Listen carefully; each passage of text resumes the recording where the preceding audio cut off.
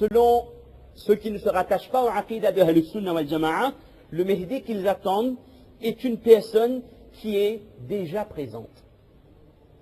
Ils l'appellent Al-Imam al-Khafi, l'imam qui est caché. Premier point. Deuxième point, c'est une personne qui existe depuis des siècles et des siècles et qui n'est pas mort, mais qui reste caché et qui, à un moment précis, apparaîtra. D'accord? Al-Aouda, hada. Et donc, on peut se poser la question, qu'est-ce qui fait que, pour un point aussi important que la venue d'Imam Mehdi, il y ait, on ne parle plus de divergence là, on parle de conceptions différentes, opposées.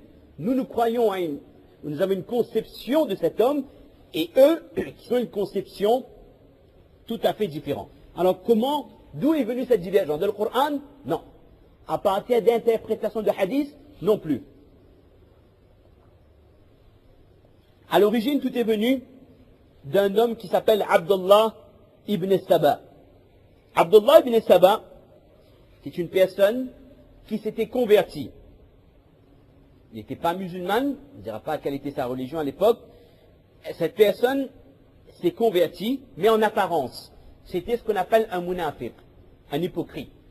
Son objectif, c'était de côtoyer les musulmans et de participer au mashwara et à la vie interne de l'islam. Mais le but était de détruire la croyance des musulmans, la croyance des musulmans. Et vous savez, mes chers frères, d'une manière générale, très souvent, on se dit, ouais, nos ennemis, c'est les intels, c'est ben, on a même fait des trucs contre nous. Non, mes chers frères, très souvent, le problème vient de nous-mêmes. Très souvent, la tomate gâtée n'est pas de le panier d'en face, c'est de notre panier. Et personne dans la Ummah n'a porté autant préjudice aux musulmans que les munafiqin, que les hypocrites l'ont fait.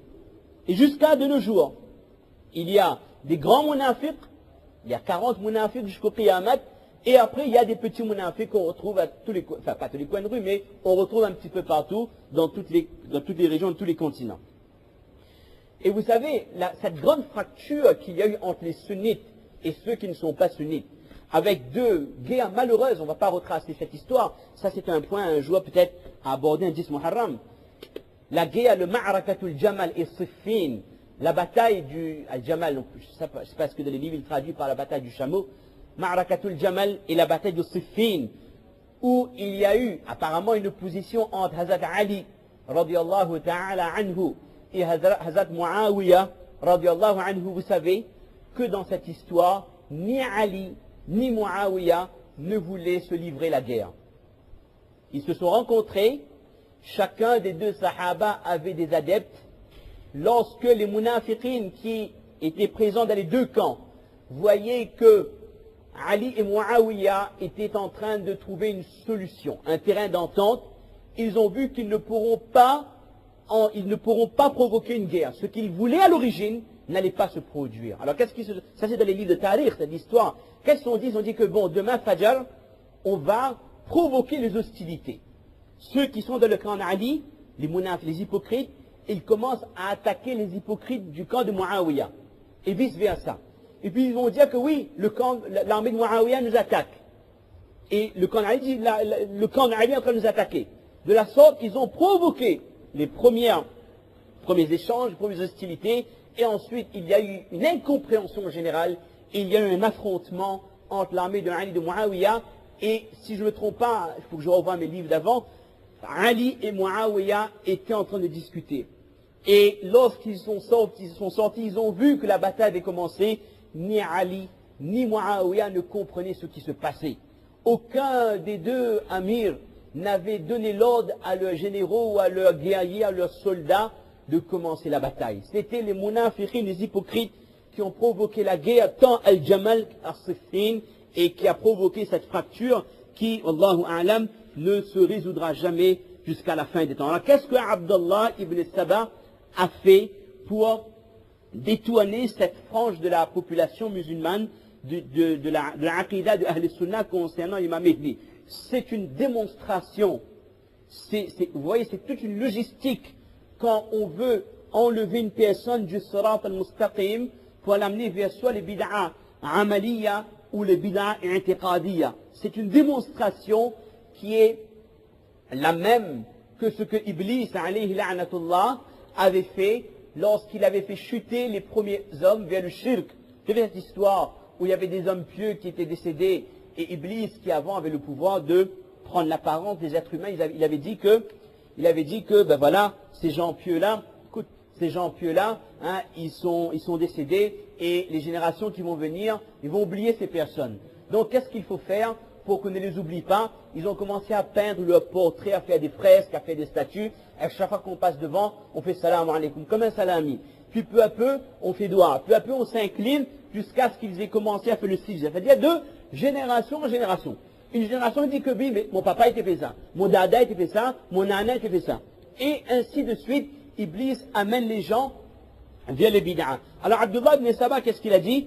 Après le décès du prophète alayhi salatu wassalam, Abdullah ibn Saba a essayé, ou alors même réussi, à convaincre certaines personnes que le prophète sallallahu alayhi wa sallam n'est pas décédé. Il a convaincu certaines personnes que le prophète sallallahu alayhi wa sallam n'est pas décédé, mais il s'est retiré et il reviendra à une autre époque. La différence entre Abdullah ibn Saba et Omar ibn al-Khattab, qui lui aussi avait dit aux gens, si quelqu'un ose dire que le prophète est mort, je lui tranche la tête. Qu'est-ce qui fait que Omar a dit cette parole? C'est l'amour pour le prophète sallallahu alayhi wa sallam. Un amour débordant, un amour exemplaire. Un homme qui était prêt à tout donner pour le prophète sallallahu alayhi wa sallam. Maintenant, lorsqu'Abu Bakr explique à Omar, oh Omar, Allah Ta'ala dit le Coran, Wama Muhammadun illa Rasul, jusqu'à la fin du verset.